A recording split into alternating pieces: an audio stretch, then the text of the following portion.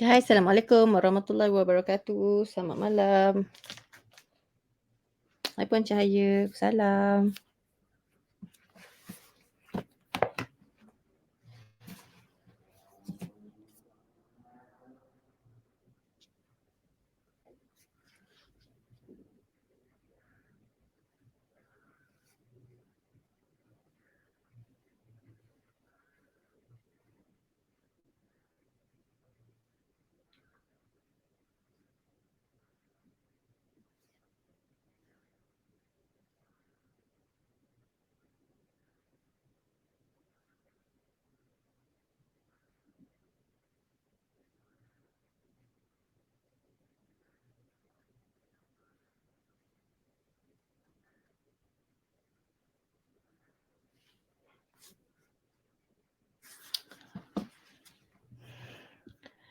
Waalaikumsalam, Assalamualaikum, Waalaikumsalam. Salam Pak Alaya, Puan Wan, siapa lagi? Cik Muhammad Naufal, Puan Hajia, Puan Azwana. Alright. Dan juga yang berada di TikTok. Okay. Semalam ni saya nak membincangkan kan. Saya nak sembang-sembang je actually, okay? Sembang-sembang je berkenaan tentang anak speech delay lah.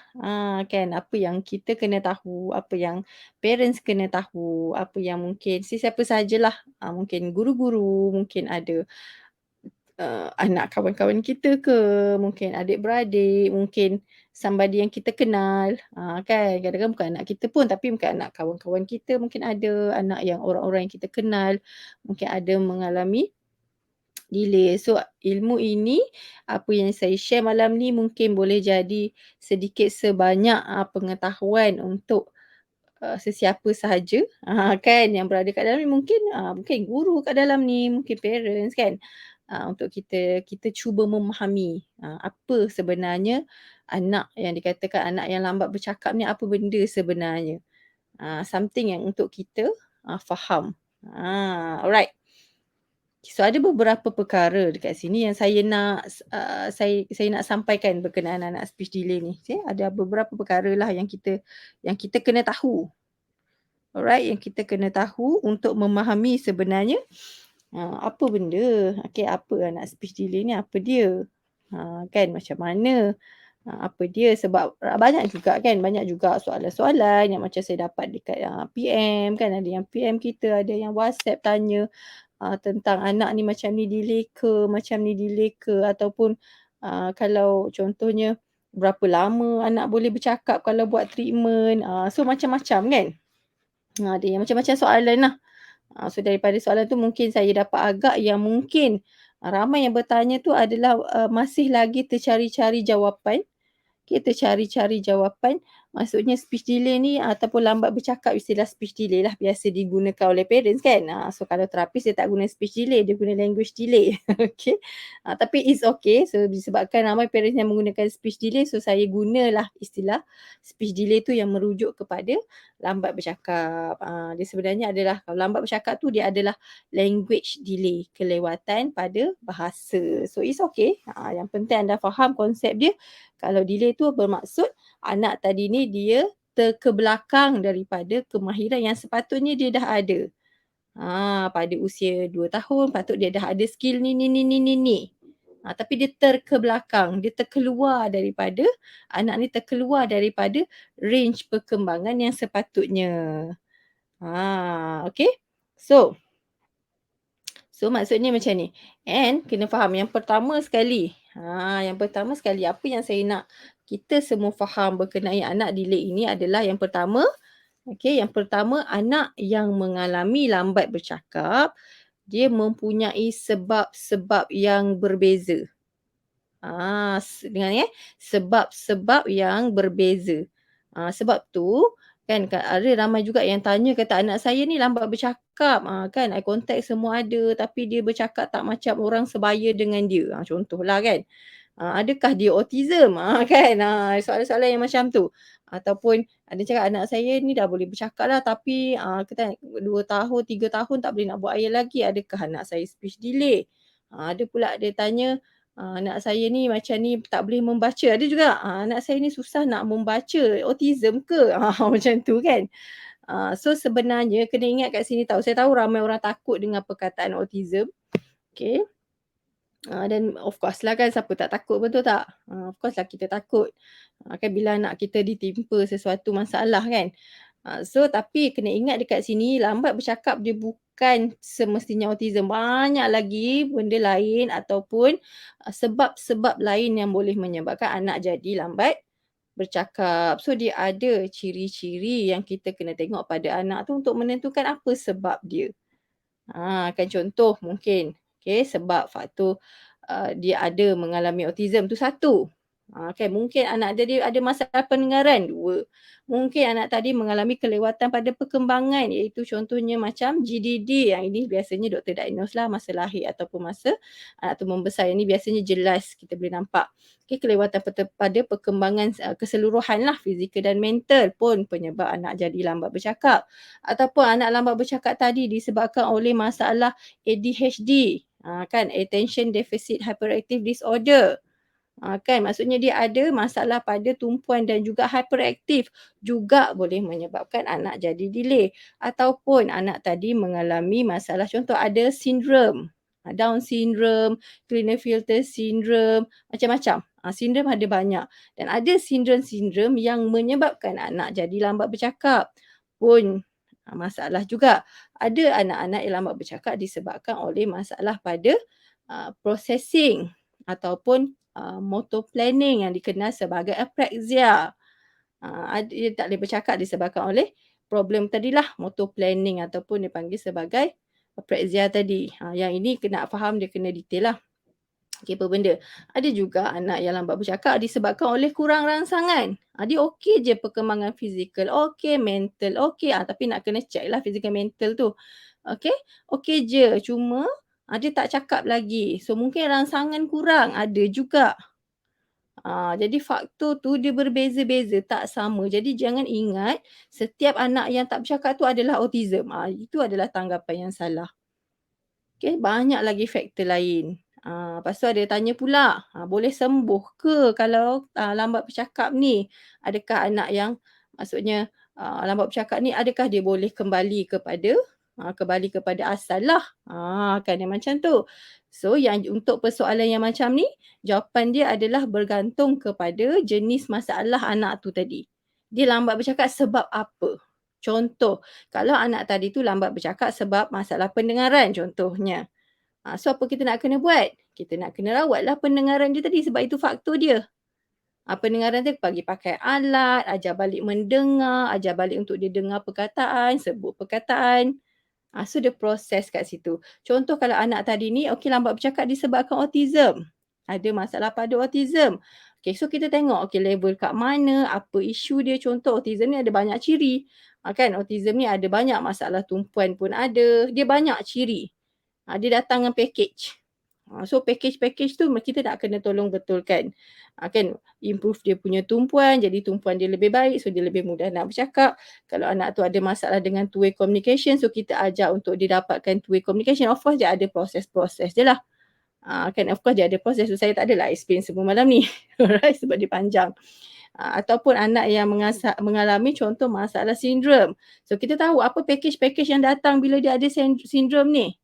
Apa package-package dia, contoh dia ada masalah pada otot mulut yang lemah contohnya. So kena improve. Ada juga mungkin masalah kalau yang ada sindrom ni mungkin juga masalah pada dia punya kognitif ataupun perkembangan mental. So kita bantu dia untuk dia improve perkembangan kognitif tadi ni. Adalah perkara-perkara ataupun aktiviti yang boleh dibuat. Okey? So dia pelbagai. Dia pelbagai. Okey. So ada yang tanya kalau setahun berapa perkataan semua tu, yang ni ada boleh Google. Saya jarang suruh orang Google. Tapi dekat Google berlambak sebenarnya normal development of children. Normal development of language, children language, bahasa. Okey. So maksudnya kata umur 1 tahun patut dah boleh sebut apa. Umur 2 tahun patut dah macam mana. Yang ini sebenarnya this is the information yang anda boleh Google. Tapi treatment treatment anda tak boleh Google. Sebab treatment untuk anak delay adalah spesifik kepada masalah anak tu. It's specific. Kalau anda Google, dia general. Dia general, maksudnya dia akan cerita secara general lah. So, kita pun tak tahu nak guna yang mana. Anak kita ni masalah apa? Sometimes masalah pun tak tahu. Sebab tu kalau yang tak tahu ni, better pergilah jumpa terapis. Okey. So maksudnya, contoh kalau, umur 2 tahun dah boleh buat apa? Umur 2 tahun dah boleh buat ayat 2 patah perkataan, dah ada at least 50 words yang disebut, dia macam tu. Okay, 50 perkataan. So, dia ada proses-proses yang dia kena lalu. Contoh kalau anak tu delay dia dah lama, dah panjang, ada yang tanya, "Mungkin berapa lama anak ni akan okey?" Okey, berapa lama? Berapa lama anak akan okey? Kan? So, itu bergantung kepada masalah anak tu dan bergantung kepada tahap keterukan delay dia. Dia tak sama, sebab tu saya kata delay lambat bercakap ni tak sama. Ada anak delay dia sikit je. Contoh, anak tadi umur 3 tahun tapi bahasa dia level 2 tahun ataupun level 2 tahun setengah contoh dia. Kan? So 3 tahun patut dah boleh buat ayat 3 patah perkataan dan ke atas. Tapi anak ni tadi level dia 2 tahun, macam 2 tahun, 2 tahun ke 2 tahun lebih. Contoh baru boleh buat ayat 2 patah, belum boleh buat 3 lagi. So dia punya kelewatan dia tadi tu tak jauh. Mungkin 6 bulan je kelewatan tu, jarak kelewatan dia. So kalau jarak kelewatan tu pendek, kan, dan tak banyak package-package terlibat, so mungkin dia akan lebih cepatlah improve berbanding kalau anak tadi usia dia dah 5 tahun tapi tahap bahasa dia macam umur setahun. Umur setahun ni maksudnya baru start buat bunyi, belum ada banyak vocab lagi contoh dia. So dia punya jarak delay tu 4 tahun. Kita nak kejar 4 tahun dengan kejar 6 bulan, of course 6 bulan dah sampai dulu. That's why kalau lagi lama delay dia, lagi panjang, lagilah dia akan ambil masa untuk anak tu improve. So kena faham kat situ. Kenapa? That's why kenapa selalu kalau anda tanya mana-mana terapis lah, sebenarnya dia akan tekankan bahawa hantar terapi awal. Jangan tunggu-tunggu. Kalau ada yang kata tunggulah nanti dia okey. Yang itu bukan terapis selalunya. Tapi biasanya so awal sebab kita tahu the development untuk anak dapat tu biasanya 5 tahun ke bawah dia akan dapat dengan cepat. Atas 5 tahun dia boleh dapat tapi dia start slow down. So that's why kalau ada pergi mana, jumpa doktor ke apa, tiba doktor tunggu tak apa ni 2 tahun awal lagi ni, tunggu 3 tahun. Tak payah tunggu, cakap ada doktor buat surat saya nak jumpa juga terapis. Tapi kena tunggu lama sikit lah kalau hospital government sebab waiting list dia panjang. Alright. Dia macam tu. Saya tengok je soalan Puan Ira ni kan, bukan main dia spam kat sini kan. Tangtai bukan faktor penyebab utama anak delay lambat bercakap, anak lambat speech delay. Anak lambat bercakap lah maksud dia. Kalau sebutan tu mungkin dia akan efek, dari segi sebutan pelat mungkin dia akan efek tapi tu pun tak banyak. Tapi membuat proses anak tu memahami dan menyebut perkataan, yang itu bukan faktor utama. Especially kalau anak tu boleh menggerakkan lidah dia dengan okey je. Boleh makan, boleh minum susu dengan baik. Sebab dia boleh gerak lidah dia. Okay, so delay tu is not about the tongue. Okay, itu boleh menjadi faktor anak susah nak bercakap. Tapi banyak lagi faktor lain. Something selalunya kebanyakannya bukan struktur yang masalah. Tetapi lebih kepada kat sini. Maksudnya isi kat dalam tak cukup contohnya. Ataupun anak tu sendiri pun tak tahu nak sebut apa. Dia macam tu. Okay, jadi maksudnya kalau tangtai tu kita kena tengok adakah hanya struktur sahaja ataupun sebenarnya vocab tak cukup ke, kurang rangsangan ke. Mungkin. Mungkin dia asyik ada tangtai plus kurang rangsangan. So treat dulu yang kurang rangsangan. Tangtai tu as long as dia boleh, masa kecil dia boleh makan dengan baik, dia boleh minum susu dengan baik. Sepatutnya itu is not the issue lah. It's not the issue. Sebab kita bercakap bukan sampai terkeluar-keluar lidah, bukan. Kita gerak sikit je. Lidah kita gerak macam ni je. Dia tak ada tak ada. Itu makan. Okay. So movement tu very small movement lidah. Okay, dia ada movement tapi small movement. So dia motor halus yang sangat halus. Jadi sometimes bukan sebab tangtai tu. Tapi just the way anak tu tak reti nak gerakkan lidah dia dengan betul. Okay. GDD punca space delay, yes. Sebab kita tahu GDD adalah global development delay, maksudnya perkembangan menyeluruh. So perkembangan menyeluruh of course dia akan melibatkan perkembangan bahasa. Okey. Global developmental delay. Maksudnya perkembangan fizikal dan mental ada kelewatan dari segi perkembangan fizikal dan mental. Maksudnya fizikal pun lambat, contoh lambat berjalan, lambat apa kan. Global developmental delay, GDD. Okey. Ataupun anak yang mengalami kerosakan otak, contohnya cerebral palsy. Okey, cerebral palsy maksudnya ada kecederaan otak. Kecederaan masa lahir jatuh tiba-tiba cedera kat dalam otak contohnya kan. So kecederaan tu pula melibatkan bahagian-bahagian yang bercakap tadi ni. Sebab otak kita ada bahagian-bahagian dia. So dia akan efek juga.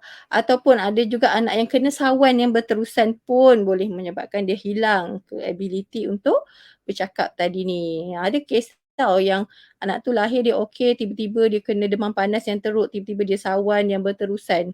Kan dia sawan banyak kali. Maksudnya sawan yang berterusan. So itu pun boleh menyebabkan anak jadi regress, maksudnya dia hilang. Dia hilang apa? Hilang dia punya skill lah, ability untuk belajar lah. Okay. Okay. And treatment. Kan bila kita bercakap tentang treatment, sebenarnya bergantung kepada apa isu anak tu tadi. Sebab kita kena tengok anak tu, perkembangan dia secara menyeluruh. Contoh ada yang tanya pasal GDD, autism. So ciri-ciri dia tak sama. GDD dia ada set of ciri-ciri. Set of tau, perkataan dia set of. Maksudnya ada banyak ciri. Contohnya lewat pada perkembangan fizikal. Okay, fizikal dia lambat. Ni contohlah untuk didiagnose, tapi bukan saya tak boleh diagnose GDD, tapi ini biasa doktor pakar kanak-kanak yang diagnose. Okay, tapi GDD ni biasa perkembangan fizikal, contoh berjalan lambat, merangkak lambat, maksudnya fine motor, gross motor semua lambat. And perkembangan dari segi mental, cara bermain lambat, bercakap lambat. Kan maksudnya proses dia berfikir tu lambat. Kelewatan maksudnya lewat pada perkembangan, setiap unsur perkembangan tu lambat, global. Kan. Jadi kita tengok semua yang lambat ni kita nak kena betulkan. Tapi kita tengoklah mana dulu. Contohnya of course dia akan, sebab tu kalau GDD dia akan jumpa ramai terapis. Dia akan jumpa occupational therapist, dia akan jumpa fisioterapis, dia akan jumpa speech. Sebab kita nak betulkan balik semua. Bukan nak betulkan, maksudnya kita nak improvekan balik. Tu maksudnya terapi. Kita nak jadikan, kita nak anak ni tadi supaya dia boleh survive in the environment. Tu fungsi terapi. Sometimes bukan kita nak mengubati problem tu, tapi kita nak improve anak tu tadi untuk dia survive in the environment. Kalau dia tak reti berjalan, fisioterapi akan bantu dia macam mana nak ajar berjalan. Kan adalah cara teknik-teknik dia tu. Okay, kalau dia susah pada fine motor contohnya, itu occupational therapist akan bantu dia untuk improve dia punya motor-motor skill yang halus ni. Kalau dia ada masalah pada sensory, occupational therapist akan bantu. Kalau dia ada pada masalah pertuturan dan juga perkembangan bahasa, speech therapist akan bantu.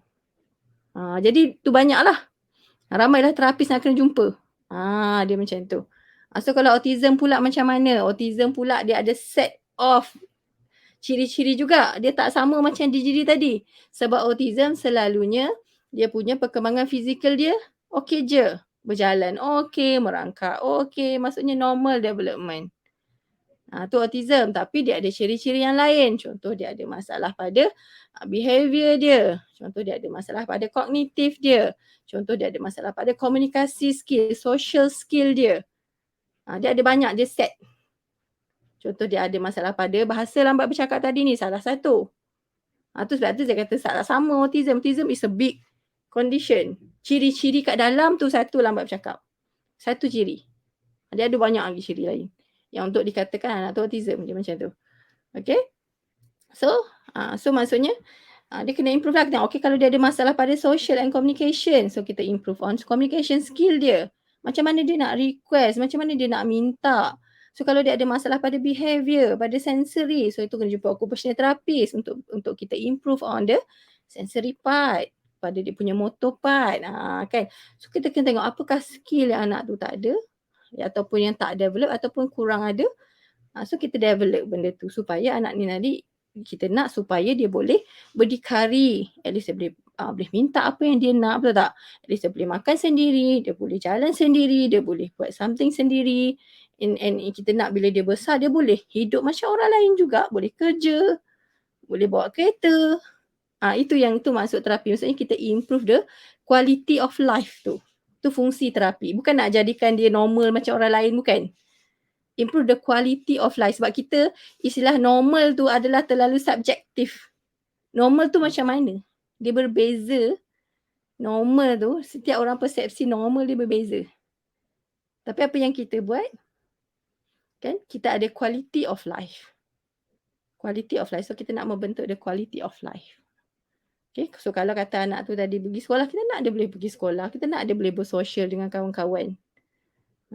Kan? So the quality of life.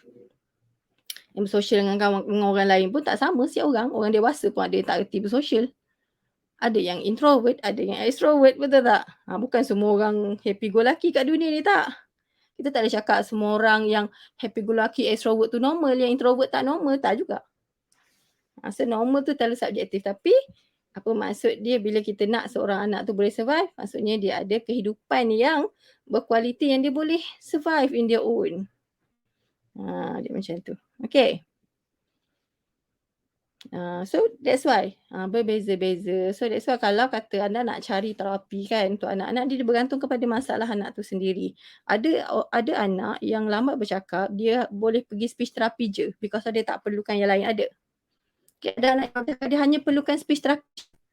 Dia tak perlukan OT, dia tak perlukan fisioterapis sebab maksudnya yang dia punya sensory semua tu dah okay.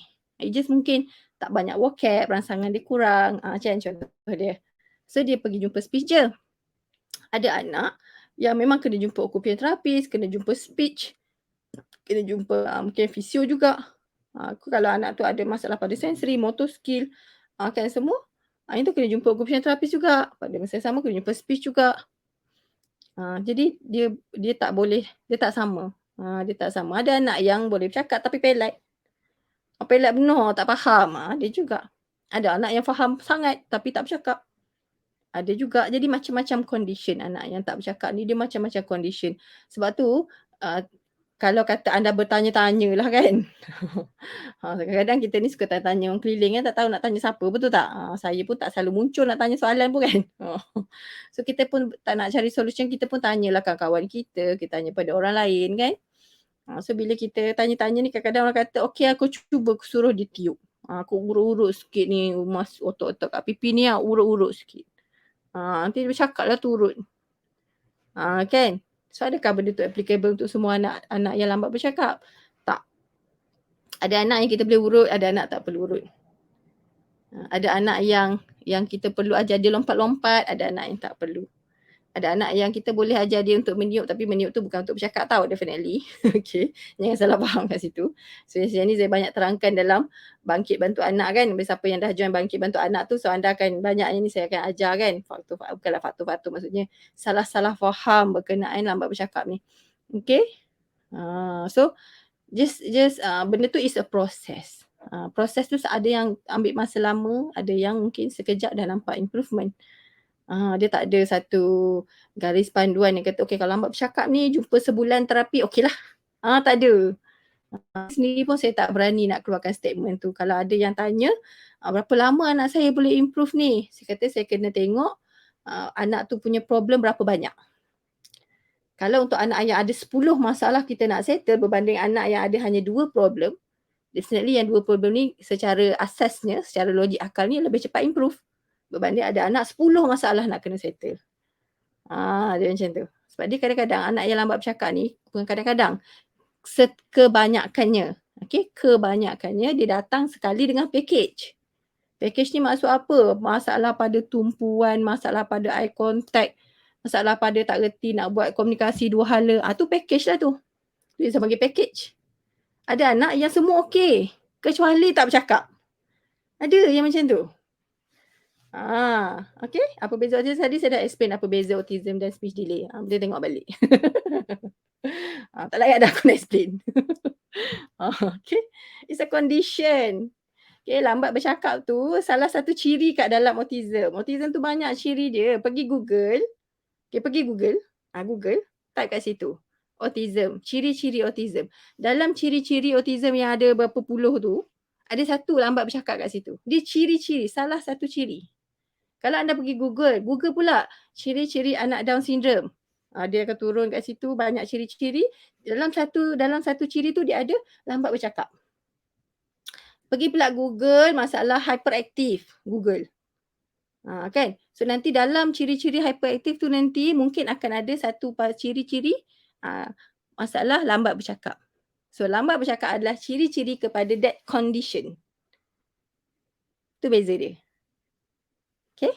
Lambat bercakap tu adalah ciri-ciri autism tu adalah condition yang besar. Yang dalam autism tu ada banyak ciri-ciri. Salah satu dalam ciri-ciri tu adalah lambat bercakap. So lambat bercakap ni can be anything. Any condition. Kan any condition. Dia tidak semestinya lambat bercakap mesti autism. Mana tak semestinya. Kadang-kadang tak ada apa pun. Tiba-tiba lambat bercakap. Kadang-kadang macam elok je main semua okey. Tapi kenapa lambat bercakap? Ada macam tu. Ada. So that's why kena check. Kena check. Alright.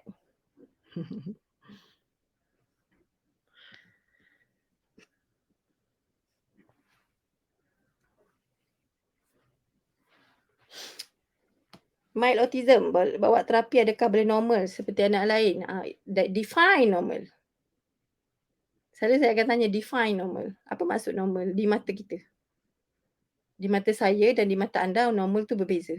Definitely berbeza. Sebab tu saya jarang guna perkataan normal. Selalu saya sebut perkembangan tipikal. Saya jarang guna perkataan anak normal. Biasanya saya panggil typical development. Typical tu maksudnya 80% of children ada benda tu. Tapi 20% lagi tak ada. Tapi tidak bermaksud dia tak normal. Cuma dia tak typical. Okay. So normal tu dia terlalu subjektif lah. Saya tak boleh nak mendefine. That's why kalau kata anak saya ni boleh tak normal. Saya kata normal tu macam mana di mata mak sendiri, normal tu macam mana. Sebab ada je selalu saya tanya, okay puan, kalau anak yang bersosial ni tapi di mata mak tu anak saya okey je. Tapi di mata saya masalah. Di mata saya. Tapi di mata mak anak dia okey je, tak ada masalah dia kata. Then okey. Sebab di mata mak tu anak dia dah normal. Sebab saya bagi setiap manusia normal tu berbeza. Ada anak yang tak duduk diam, bagi mak tu normal je anak dia tak duduk diam. Tapi bagi ada mak, ada setengah-setengah parents, tak duduk diam tu tak normal. Anak saya kena duduk diam. So macam mana kita dapat benda tu? Of course daripada kita punya perception bila kita grow up. Kita punya environment, kita punya community. Community kita define normal tu sebagai macam mana. Family kita define normal tu sebagai macam mana. Ada satu case ni parents. Dia datang bawa anak dia ada delay lah. And autism lah anak tu, memang ciri-ciri autism tu memang complete. And bila tengok balik, family tu, ayah dia sendiri memang ada ciri-ciri autism tu di mata saya. Di mata saya. Di mata saya, ayah tu sendiri memang ada ciri-ciri autism tadi. Dia bukan autism, dia ada ciri-ciri. It's not autism, tapi dia ada ciri-ciri. Something yang macam kita panggil Asperger macam tu. Kan dia ada ciri-ciri yang macam bagi saya benda tu, okay, it's weird. It's tak normal bagi saya. Bagi saya. Tapi bagi dia dan bagi family dia, dia normal. Orang ni tadi, ayah ni tadi. Bagi family dia, normal je. Anak dia okay, dia boleh bekerja. Dia boleh kerja. Dia boleh ada family, dia ada anak. Okay. Walaupun dia ada weirdness yang bagi saya benda tu something wrong, tak normal. Bagi saya. Sebab tu dia abang normal tu. Bagi wife dia mungkin normal. Laki husband dia macam tu. Kan. Okay. Sometimes daripada apa yang bercakap bagi saya benda tu okay. Ini bagi saya tak normal. Kan. Tu bagi family dia normal. Bagi mak dia okay je anak dia macam tu. Sampai umur 50 tahun masih makan bersuap, bagi dia mak dia totally normal. Mak dia still suap dia pada usia 50 tahun. So mak dia rasa okay, anak dia okay sebab 50 tahun mak dia still suap makan. Dia bagi community dia is normal. Bagi saya 50 tahun suap, itu maksudnya kau memang sakit tak boleh makan sendiri. Tak kat sini. So normal bagi semua orang dia tak sama. So that's why what define normal. Tadi dia kata anak saya boleh normal ke, saya kata okay, apa maksud puan dengan normal tu, apa maksud? Apa yang puan nampak sebagai normal? Mungkin di mata saya berbeza. So that's why kita kena, bila terapi ni kita kena sama-sama together dengan terapis, kena bagi tahu apa yang kita nak. Kita nak anak tu macam mana. Of course kita nak something, of course kena realistic. Okay. So kena realistik dengan apa yang anak tu ada sekarang. Tapi of course, dalam setiap perkembangan dia ada tipikal ataupun perkembangan yang tak tipikal. So kalau perkembangan yang tak tipikal, kita kena tengok adakah benda tu, that perkembangan akan mengganggu proses anak tu untuk jadi manusia yang kita panggil sebagai dia ada quality of life. Maksudnya dia boleh berdikari, dia boleh makan sendiri, dia boleh pakai baju sendiri, adakah dia boleh minta apa yang dia nak, adakah dia boleh sampaikan maksud yang dia nak sampaikan dan orang boleh faham dia, adakah dia boleh menyampaikan perasaan dia, adakah dia boleh pergi, tak kisahlah pergi sekolah swasta ke kerajaan ke, tak kisah. Tapi dia boleh pergi belajar. Adakah dia boleh pergi nantilah dan dia boleh pergi bekerja. Dia ada the quality of life. So, is it benda tu mengganggu perkembangan anak ni tadi? So that's why saya kata kalau anak tu tadi contoh 5 tahun masih belum bercakap, definitely mengganggu, betul tak? Definitely dia tak boleh nak dapat the quality of life kalau 5 tahun tak bercakap. Sebab tu kita nak kena bantu dia dengan bagi rawatan. Sebab 5 tahun dah banyak dah anak tu tadi nak kena sampaikan, dia nak kena bagi tahu apa yang dia nak, dia nak kena bagi tahu kita apa yang dia rasa. Dia nak kena sampaikan kita apa maksud dia nak kena berkomunikasi. Dia nak kena cakap, dia nak kena nanti pergi sekolah, dia nak kena berkawan. So kalau 5 tahun masih lagi tak bercakap, impact tak pada perkembangan sosial dia? Yes, impact. Bukan dia susah nak berkawan sebab dia tak boleh nak bercakap. Sebab tu kita nak dia improve that skill. Tapi kalau katalah komuniti dia, contoh saya bagi, dia ada komuniti, satu komuniti, contohlah ada komuniti anak-anak yang masalah pendengaran. Okay, masalah pendengaran, dia ada komuniti dia ada sekolah dia, memang dia ajar sign language. Dia tak bercakap tapi dia pakai sign language. Dia boleh berkomunikasi, yes dia boleh komunikasi. Dia boleh bersosial, yes dia boleh sosial. Dia boleh bekerja, yes mungkin dia boleh bekerja sebab dia ada the community yang memang prepare untuk that kind of problem. So adakah dia tak normal? Jadi quality of life mungkin lebih berkualiti daripada kita yang boleh mendengar. So dia ada quality of life. Okay. So kita tak repair dia punya masalah pendengaran tu if sampai satu level mungkin dia tak boleh lagi dah. Ada masalah pendengaran yang memang tak boleh nak repair dengan pakai alat. Kan memang tak boleh. So dia belajar sign language dan ada community. So dia macam tu. So anak-anak kita ni adakah dia boleh fix in the community? So itu yang kita dari terapi tadi kita nak improve. Kita bukan nak jadikan anak tu normal sebab normal is too subjective. Normal tu macam mana? Saya selalu tanya normal tu macam mana? What define normal? Apa maksud normal? Dia boleh bercakap. Okay. Bercakap macam mana? Macam tu. Alright. So kalau kata okay dia boleh cakap, bercakap yang macam mana? Bercakap yang macam mana? Ayat yang macam mana? So adakah anak yang boleh baca ABC itu normal? Yang tak boleh baca itu normal? Kan? Sebab dia kadang-kadang ada orang, yes dia ada masalah tapi dia tak affect dia punya quality of life. Contoh saya bagi kat sini. Anak yang ada tak kat dalam ni contoh saya bagi sikit. Contohlah ada tak dalam ni, yang macam salah satu tadi yang saya cerita tentang anaknya masalah pendengaran. Okay, dia ada quality of life? Yes, dia ada quality of life. Dia ada kekurangan? Of course ada kekurangan. Kita pun ada kekurangan. Semua orang ada kekurangan. Tapi dia boleh survive? Yes, dia boleh survive. Okay.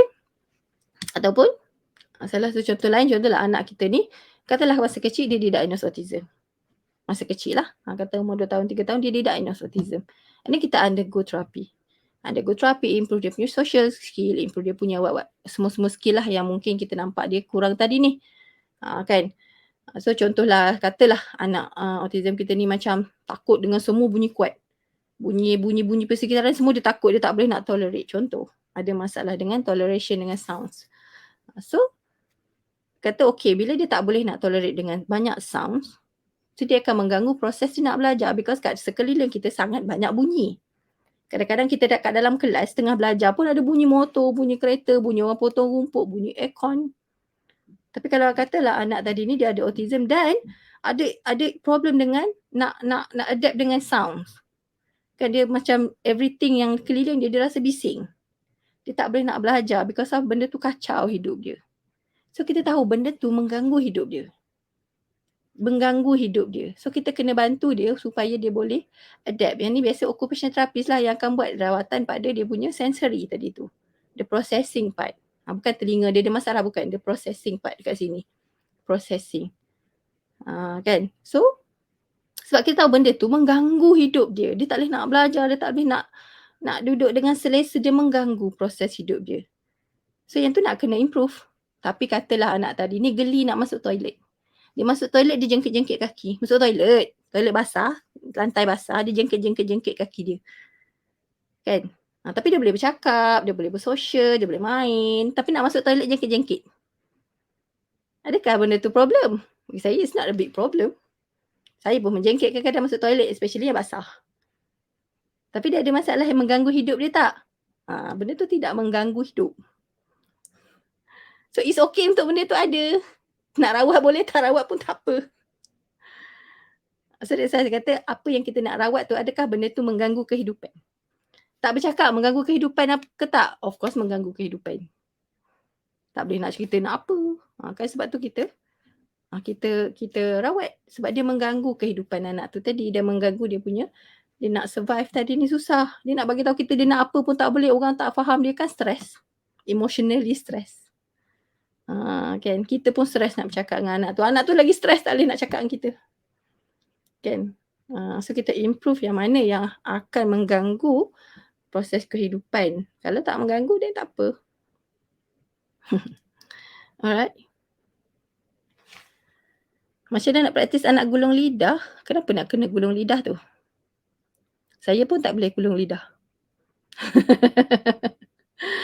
Gulung lidah macam mana? Gulung lidah tu genetik tau.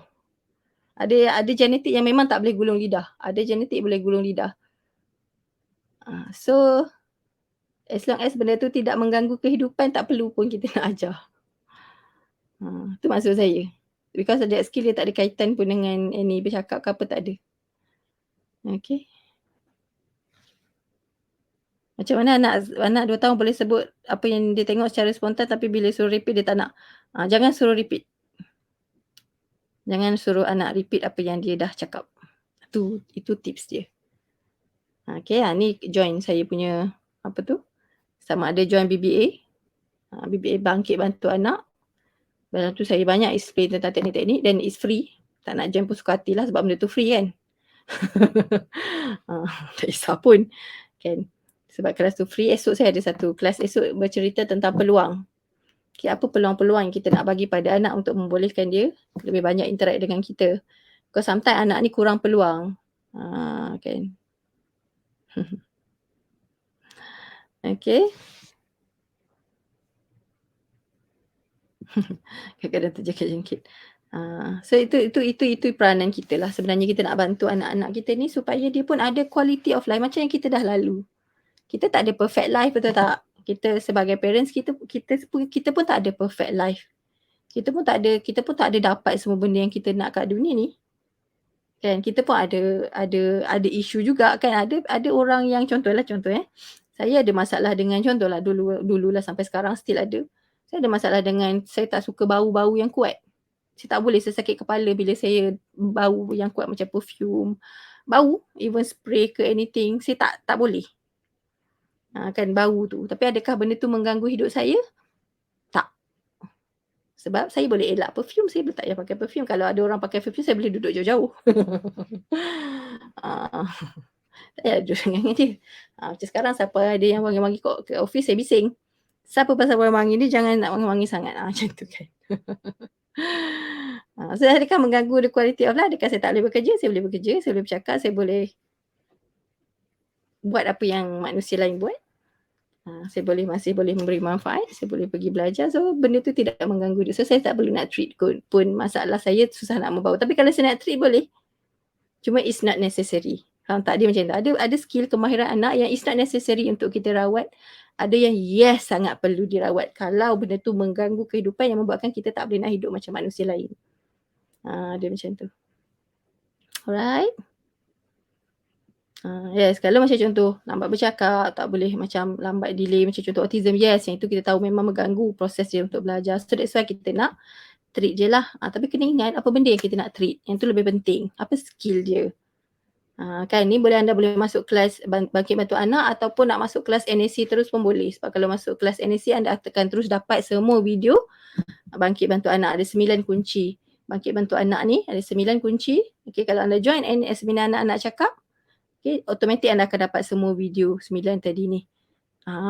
Okay. So banyaklah video akan dapat. Tak tengok lagi aku tak tahulah macam kata. Okay, seminar NSC bulan 9 nanti.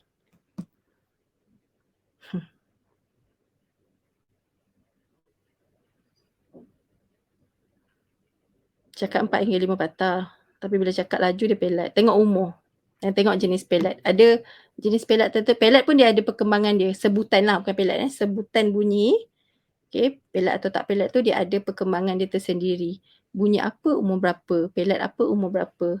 Kalau umur bawah 2 tahun, tak kisah pelat apa pun boleh. Bawah 3 tahun, pelat apa pun tak apa. Okey je. Kan dia tak kisah sangat pelat tu. Tapi kalau dah masuk 4 tahun ke atas, ini kita nak kena tengok lah pelat tu jenis macam mana. Because ada setengah pelat sepatutnya dah patut hilang pada umur tu. Because of dia macam ni lah. Kalau anak pelat tu, kenapa kita nak betulkan? Because of dia melibatkan confidence. Betul tak? Ada anak yang confident dia pelat. Tapi kita sometimes bila dia pergi sekolah, diorang ejek-ejek, dia pelat, cakap pelat kan. Sometimes dia boleh bersembang tapi sebutan dia pelat. Tapi nanti ada orang ejek-ejek, kawan ejek-ejek tu dia akan macam apa? Rasa self-esteem dia rendah. Benda tu mengganggu kehidupan dia. Malu nak pergi sekolah, malu nak jumpa orang, malu nak cakap dengan orang. So dia mengganggukan hidup dia. Contoh ada orang gagap. Okay, gagap. Walaupun dia gagap, tapi kegagapan dia tu, dia tidak mengganggu kehidupan dia. Contoh dia boleh bekerja. Dia tak rasa pun benda tu mengganggu hidup dia. Dia tak rasa. Dia sendiri tak rasa. Ada. Dia okey je. Kan. Dia tak rasa pun sebab dia kerja tak adalah bercakap dengan orang pun. Dia bekerja sendiri dengan mesin. Contoh dia. Kan. So dia tak rasa mengganggu. Dia rasa dia okey je. So kalau untuk orang yang rasa okey dia tak ada masalah. So kita tak akan rawat benda tu. Because dia tak rasa benda tu masalah. Kecuali kalau dia kata okey masalah ni nak bercakap dengan orang. Dia rasa malu. Self-esteem dia rendah. Yang tu kita rawat. Something yang effect kehidupan. Dan the effect the quality of life. Yes, kita akan kena rawat lah. So untuk anak-anak of course dia tak boleh nak cerita. Kita yang kena tengok dan decide. Okay. Alright. Dapat something malam ni. Anak cakap bahasa alien biasanya sebab tak cukup vocab. Dia nak cakap tapi tak ada perkataan. Dia macam seolah-olah kita nak cakap Mandarin tapi kau tak ada vocab Mandarin tu. Kau belasah je lah asal bunyi sama. Macam tu je lah.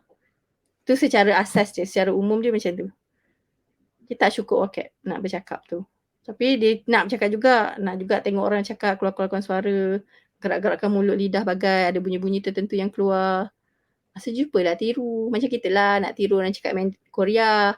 Adalah 3 perkataan Korea. Annyeonghaseyo. Tu tahulah kan 3 je. Yang lain semua tak tahu. Kita pun nak tiru orang Korea cakap. So kita dengar lah ada bunyi-bunyi yang macam tu. Kita pun cubalah tiru. Tapi kalau orang Korea dengar tak faham. Itulah yang anak yang bahasa alien biasanya buat. Dia tengok kita cakap dia pun nak tiru tapi vocab tak banyak. Tak tahu nak cakap apa. Tapi tengok orang cakap panjang-panjang macam tu. Kan. Belasah je lah asal bunyi lebih kurang sama. So kalau nak bahasa alien ni naikkan dia punya vocab. Tambah vocab dia yang dia faham. Tambah vocab dia nanti dia akan kurang lah bahasa alien dia tu. Tu secara asas dia macam tu. Okay. So nak tahu apa yang efek, apa yang tak efek ni anda kena consult dengan terapis lah. Okay, apa kemahiran yang kita nak tengok pada setiap anak. Yang tu saya tak boleh nak go detail sebab terlalu banyak. Of course dalam NSC saya akan sentuh lebih detail berkenaan apa kemahiran yang kita nak kena tengok pada anak kita. Which one kita nak bantu dia dulu, which one kita nak ajar dia dulu. Mana satu kita nak tackle dulu. Dalam seminar anak cakap saya dah ajar. Tapi bagi yang tak nak join seminar, pergilah jumpa terapis. So anda akan dapat lebih detail lah kemahiran apa tu. Okay.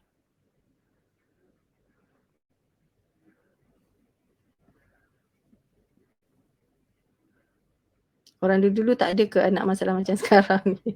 Mungkin ada tapi orang dulu tak ada media sosial nak cerita. Betul tak? Ada zaman-zaman saya dulu pun saya perasan tau bila saya belajar kan. Bila saya pergi belajar buat speech therapy semua ni, saya pergi belajar ni ciri-ciri tu. Dan saya tengok balik, oh alah dekat sekolah dulu adalah budak-budak yang macam slow learner yang duduk kat kelas last sekali tu. Baca tak reti, belajar semua tak reti. Macam lambat slow je. Mungkin slow learner, mungkin. Sekarang kita panggil benda tu slow learner. Kalau dulu dia tak ada. Tak ada panggil. Kita panggil dia lembab, duduk kat kelas last sekali. Tapi ciri-ciri tu yes. Mungkin ada anak yang tak reti baca sampai ke besar. Kita sekarang panggil disleksia. Dulu mungkin tak ada. Down syndrome memanglah daripada dulu ada, betul tak? Down syndrome. Tapi mana ada orang yang really buat treatment untuk Down syndrome. Okay. Of course daripada dulu ada. Kehidupan manusia kita tak lari benda tu. Cuma dulu mungkin kita tak ada media sosial nak cerita. So tak ada nampak banyak. Cuma sekarang ni rakyat Malaysia makin bertambah. So of course masalah makin bertambah. Tu je. Kan ratio dia tu kan. Lifestyle dia akan effect lah. Alright. So ada yang tanya pasal buku tadi. Saya tak jumpa lah buku saya kat mana. Anak saya suka main masalah main-mainan saya kat sini. So sekejap lagi tak tahu cik letak kat mana. Pasal dia tanya pasal vocab kan. Yes, kita ada buku formula 50 vocab. Formula dapatkan 50 vocab. Especially yang belum ada 50 vocab, ada buku dia. Yang tu boleh tengok dekat Shopee. Kita punya Shopee. Kalau nak masuk Shopee tu anda type je Aisyah Kasim Academy. Aisyah Kasim Academy. Nanti ada nampak kita punya Shopee tu. Okay, ada buku formula 50 vocab. Itu buku untuk tambah vocab.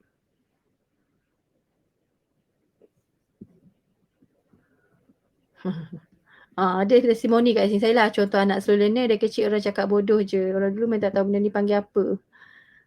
Ataupun kadang-kadang bukan slow learner tau. Contoh yang tak pandai baca. Dia bukan tak cerdik, dia cerdik. In a way dia cerdik. Maksudnya kalau ada problem ke apa tu, bekerja cerdik je untuk menyelesaikan masalah, tapi dia tak boleh nak baca. Mungkin dia ada disleksia. Disleksia kesukaran untuk baca. Masa zaman tu mana kita tahu. Kan? Sekarang ada istilah dia.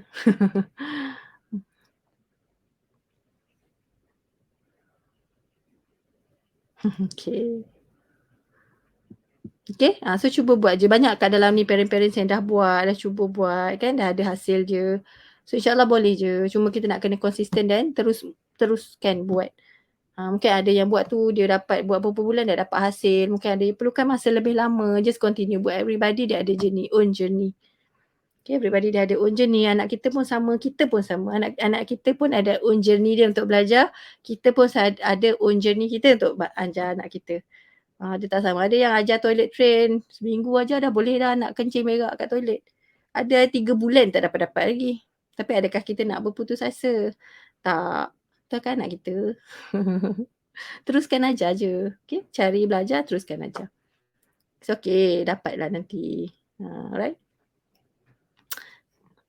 Okay. So hopefully dapat something malam ni. Alright. So kita jumpa esok bagi yang dah join BBA. Okay, kita jumpa esok untuk topik peluang. Saya nak ajar teknik yang namakan sebagai teknik sabotage.